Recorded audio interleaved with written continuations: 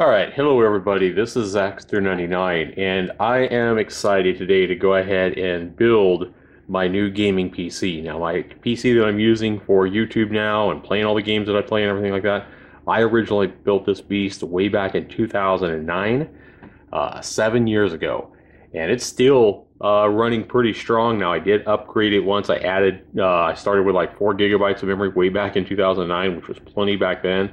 A couple of years ago, I added another 4 gigs of memory to it to make a total of 8 gigs. And I upgraded my video card from, I think I started originally with like a 270 or something like that, NVIDIA. And then I upgraded a couple of years ago to a 750 Ti.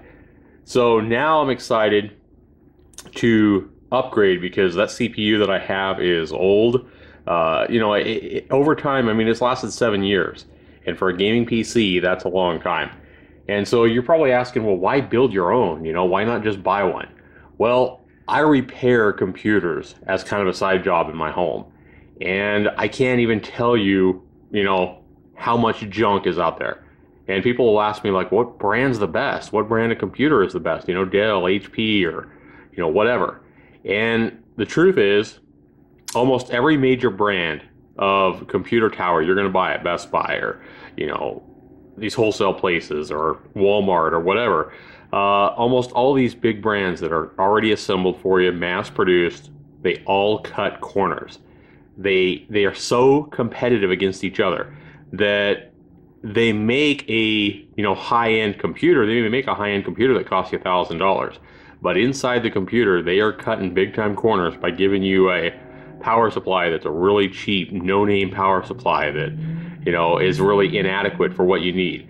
And it's almost like all of them want your computer to die right after the warranty. So if it's a 1-year warranty like most of them, it's almost like they put parts in expecting that computer to die about 14 months from, the time you start using it. So just built with inferior parts. When you build a computer yourself, you get to totally pick out exactly what you want for your needs. Why spend money on something that, for those of you out there that maybe aren't into high-end gaming, why spend a ton of money on a video card that, you may not ever need?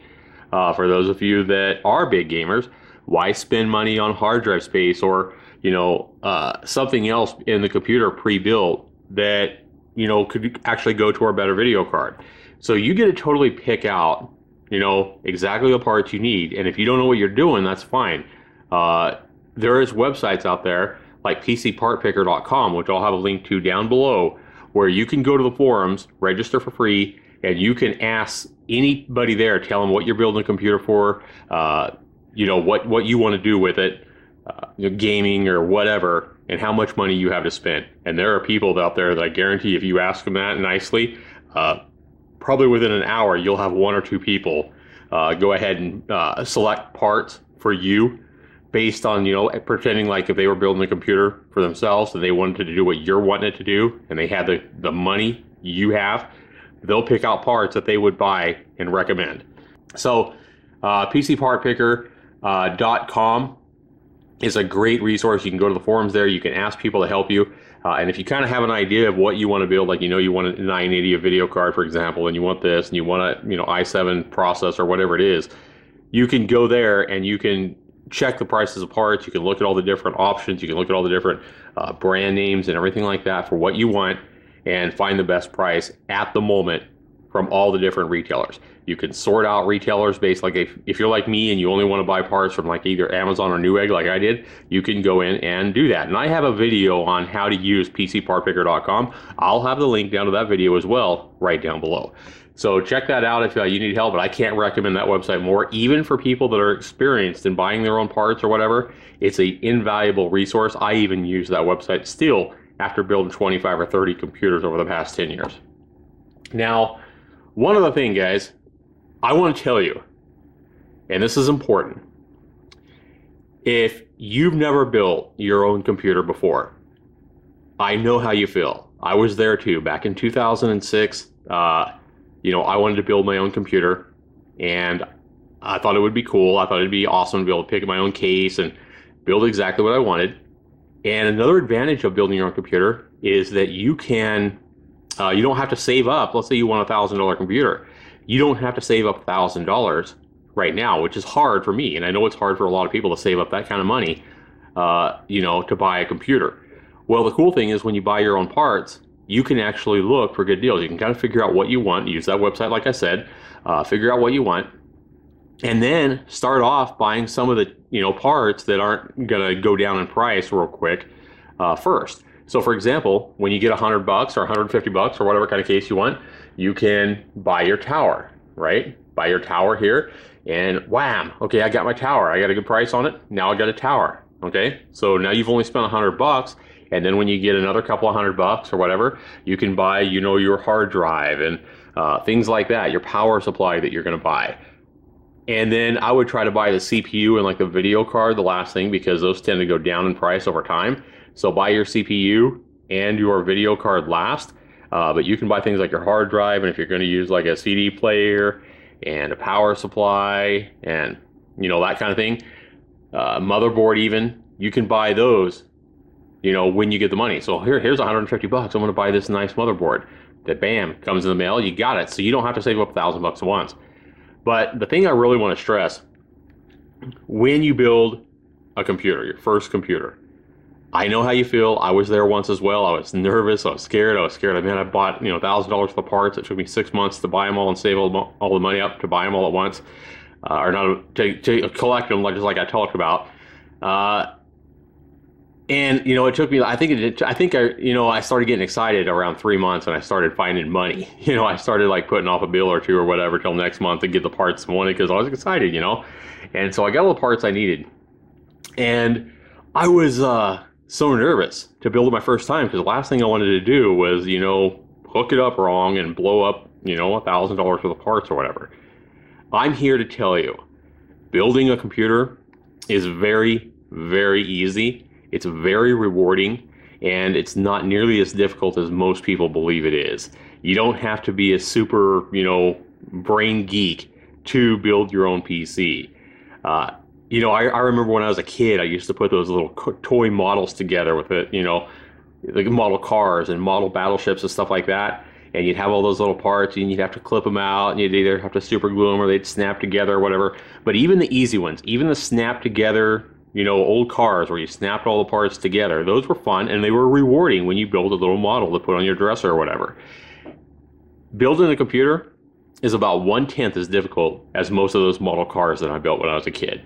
Seriously. Because model, you can put it together, you can do something wrong so many places. You can break a little piece. I know it's only whatever, 20 or 30 bucks or whatever it costs for a model compared to how much a computer costs. But if you've ever put a model together or, put a big Lego fantasy, castle together, anything like that, you're going to be surprised at how easy it is to put a computer together. And I'm here to go ahead and show you. Now, also, when you put a computer together, it is going to be so rewarding, and you are going to love that computer more than any computer you've ever had in your life.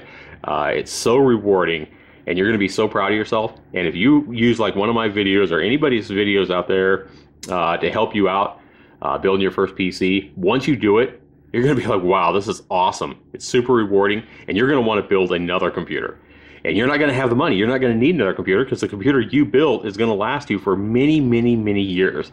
And you're going, man. And so you're going to tell your friends and your family, hey, man, build a computer. Have me build a computer for you. And you're going to start building computers for your friends and family just because it's so much fun. And, you'll be like, I don't even need to charge you, man. Help them buy the parts and based on what they need. And you're going to have fun building another computer and another computer and another computer to help other people out. So that's really what I'm here for.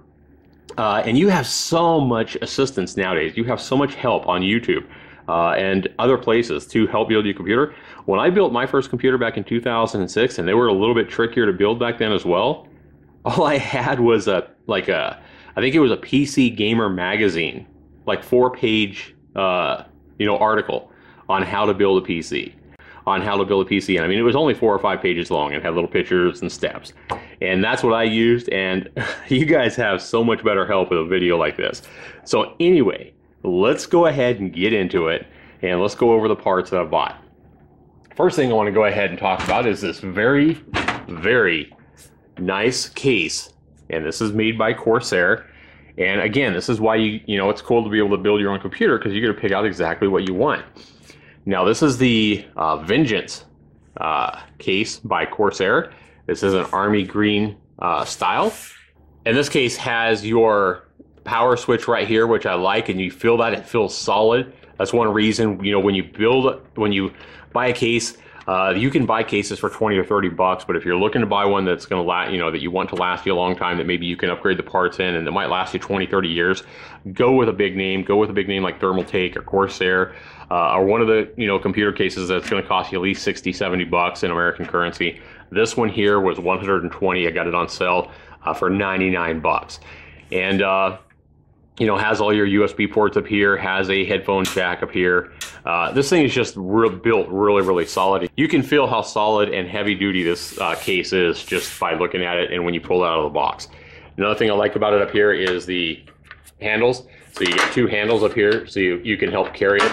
Up here on the top, you got options here for either 120 or 140 millimeter fans if you need that extra airflow. 2 fans up here. And again, you see multiple holes for these screws, so that's for the 120 or 140 size fans. So you get those options. You have a couple of fans up here in the front, 120 millimeter, and then on the side here again, you have options for the 120, 140 millimeter fans on the side. And then one thing I really like about this one here is you have these clasps to unlatch the side panel, which I haven't even opened this yet. This is my first case like this, but I figured I'd give this a try. It looked like a solid case, had high reviews, and so that's why I went with this Corsair Vengeance tower. So what are we going to put in it? What kind of, what's the inside going to be like? Because how the computer runs, how fast it runs and all that, the case has no bearing on that. Well, let's go ahead and start here.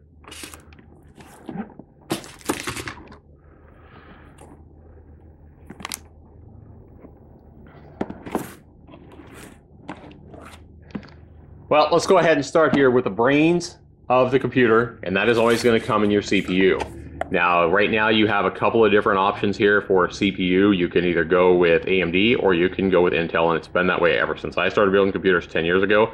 I don't expect there to be any more big options anytime soon.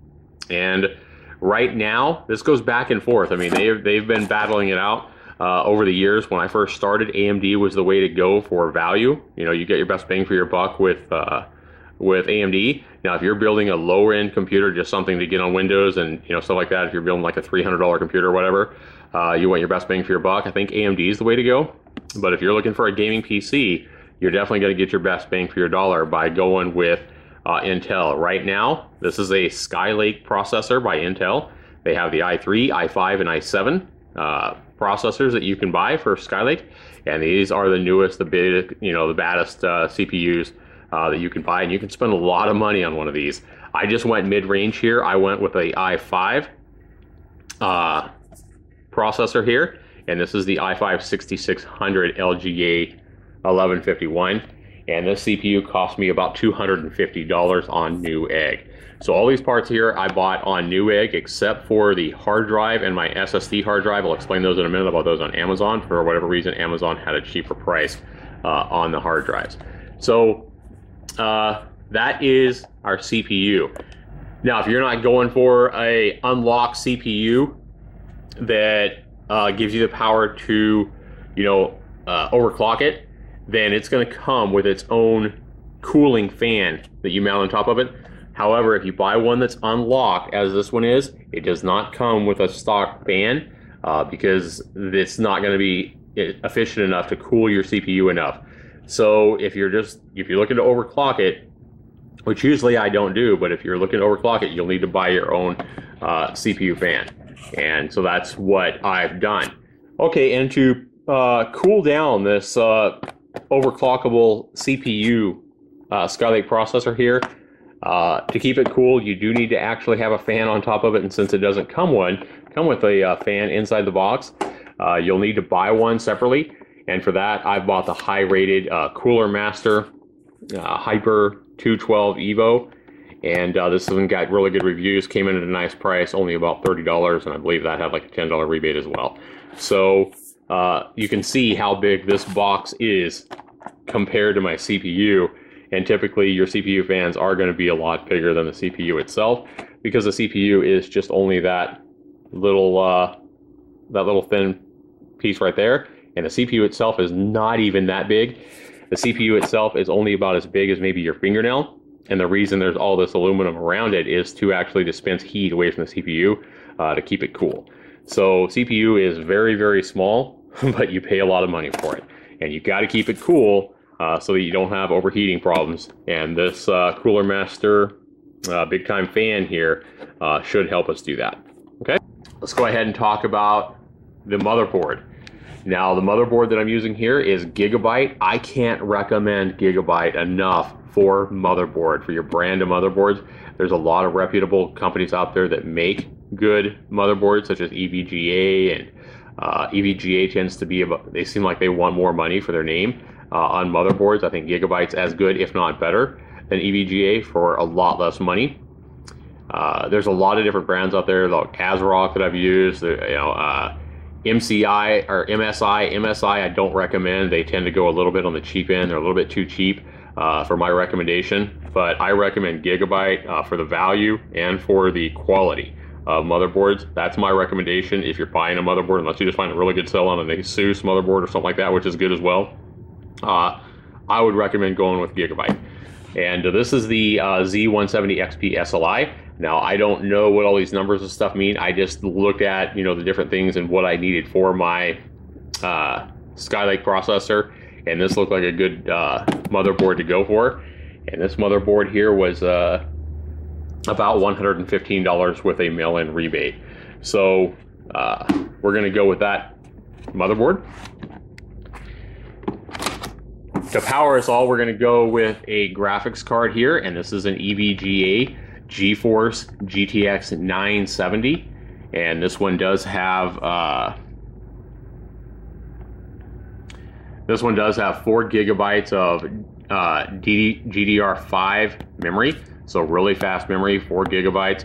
Now, why didn't I go with a 980? Well, the 980, even though I wanted it, was about twice the price. You're looking at over $600 right now for a 980. This one came in at about $330, about half the price, and it's almost, well, I wouldn't say it's almost as good, but for what I need, it's almost as good. After doing some research on it, if you're just using, you know, 1080p on one monitor, and that's all you're going to ever really want to do for your graphics, if that's good enough for you, you shouldn't need any video card right now more than a 970. However, if you're wanting to go above resolutions of 1080p, or you're wanting to do dual monitor plays and stuff like that, then you'll probably want to go with a 980. But you can buy AMD Radeon cards as well. Again, this is kind of like, you know, fans of both, like Sony versus Xbox or whatever. And I've just always been a NVIDIA GeForce fan ever since I got into building computers. I've tried using Radeons before, but it just seems like Radeons typically have more problems with games. They're not as compatible with most games. And I want to go with something that's going to be the most compatible, since I play a lot of different games, and NVIDIA for a long, long time has been the best way to do that. Even if some of their cards may not be quite as good of value power-wise as the AMD. So here, this is a OEM DVD CD player that I bought, and you're like, well, why did you buy that? Well, the reason I bought this is because it's only like 12 bucks, okay, to buy one OEM from Newegg. You don't need to buy anything brand new and pay, you know, $10 or $15 more just for the box and the screws and the cords, which you don't need for this. You can just buy an OEM one. It's going to be fine. For 12 bucks, I figured it'd probably be worth it, just in case I ever, you know, find a good sale on a DVD game, or a yard sale, or, you know, I want to burn a CD or a DVD for a friend or family member or something like that. It's worth the 12 bucks to have it. Also, a lot of times when you know, maybe your internet is out and you can't download a driver or software for something, and you buy something in the store and it has a CD that the driver and software is on, well, you have your CD player.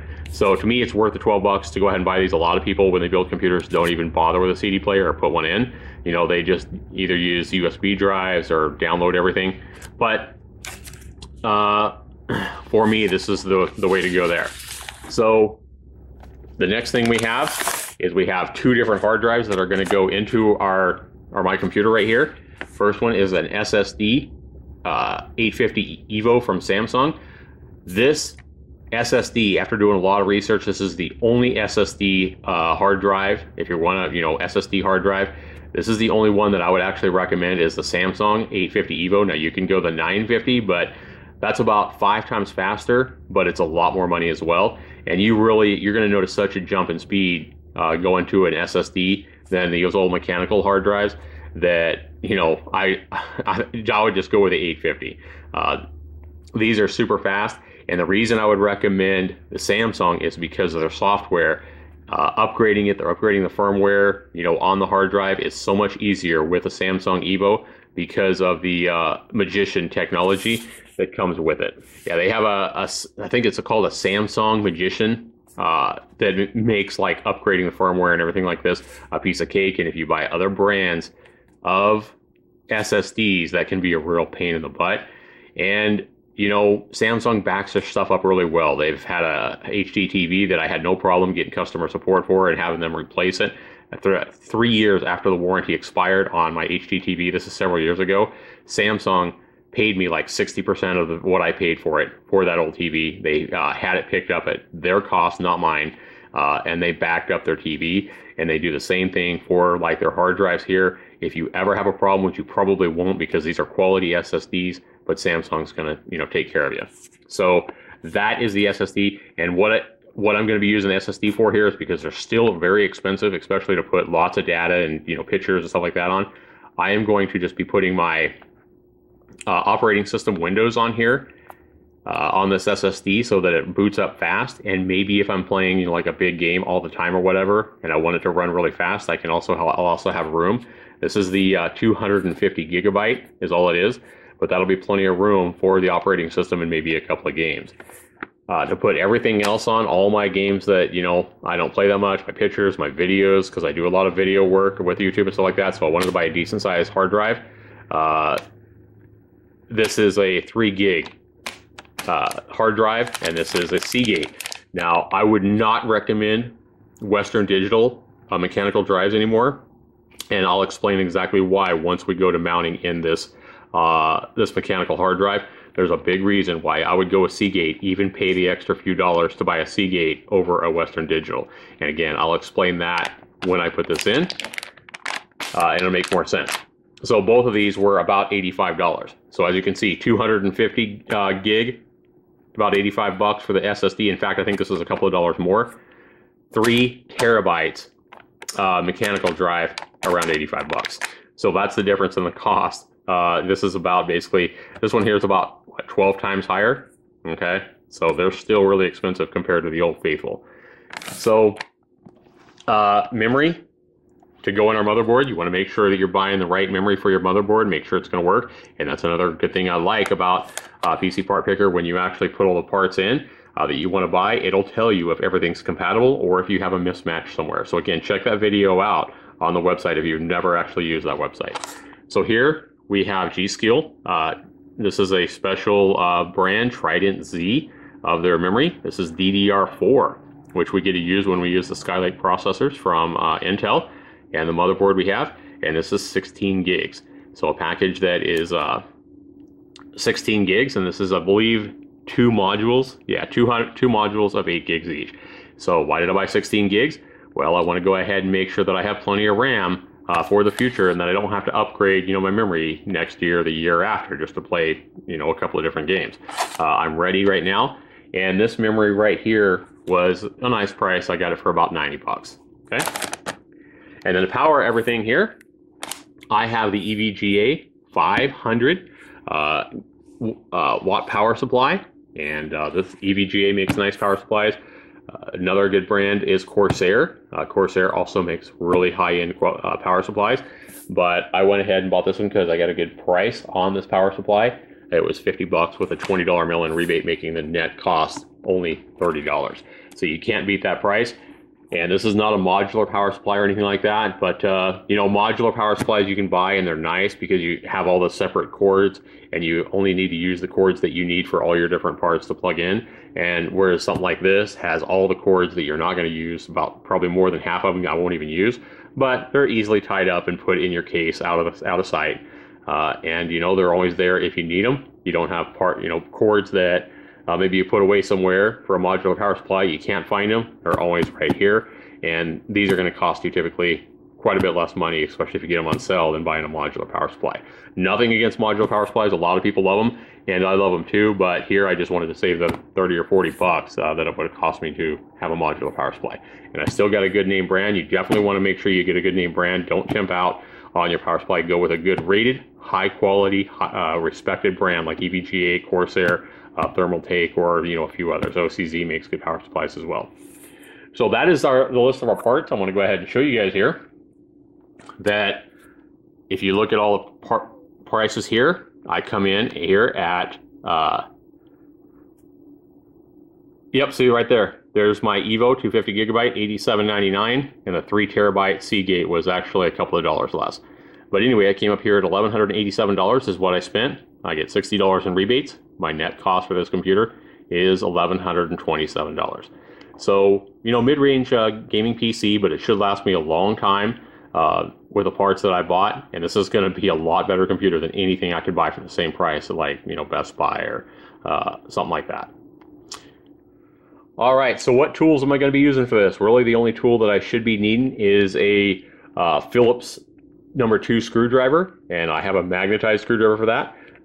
I like this screwdriver here. I got it on Amazon. I think it was like $8. I don't know exactly how much it is now. I bought this several years ago. I love this screwdriver. I've used it tons.